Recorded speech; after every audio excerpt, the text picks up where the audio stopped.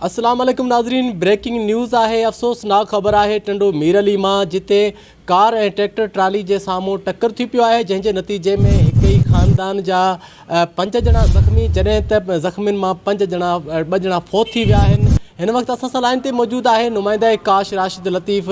राशिद, कहिड़ा तफ़सीलात आहिनि ऐं जेके फौती आहिनि उन्हनि जो अंग केतिरो आहे? जी बरकत मदाए बुधानो भाई टंडो के बरसात मेरान नेशनल हाईवे रोड ते कोरकी स्टॉप वट मेरान कार ट्रैक्टर ट्राली में टक्कर नतीजे में एक ही खानदान जी औरत ऐं मर्द 2 ॼणा फौत 5 ॼणा ज़ख़्मी। फौतन में इकबाल खातून ऐं चल पुट इकरा अली पल शामिल आहिनि, जॾहिं ज़ख़्मियुनि में गुलबार पल अब्दुल्ला कोमल शमाला लेना कज़बानो पल ऐं गोट दोदपुर लॻ खैरपुर जा रहवासी आहिनि। वाक़े जे इतला ते पीरोसन पुलिस वाक़े पहुची फौतन जा लाश ऐं ज़ख़्मी खे काया ताक़ी मदद करे जी।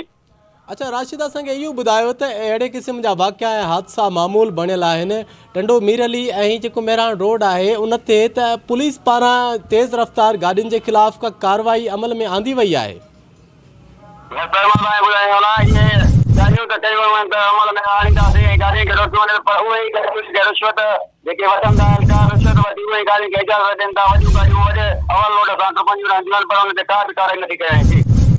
अच्छा राशिद, एक ही ख़ानदान में जेके फौत थिया आहिनि 2 ॼणा, उन्हनि में औरतूं ऐं ॿारड़ा बि ॿुधाए पियो वञे त शामिल आहे।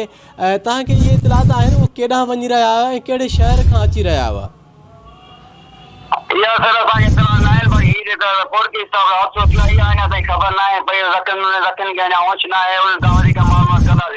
वॾी महिरबानी। अफ़सोसनाक ख़बर है टंडो मीरली में जिते एक ही ख़ानदान जा 2 ॼणा फौत 5 ॼणा ज़ख़्मी थी पिया आहिनि। ज़ख़्मियुनि खे अस्पताल मुंतकिल किया वियो आहे। कोरकी स्टॉप है टंडो मीरली जो, जिते अफ़सोसनाक हादसो पेश आयो है।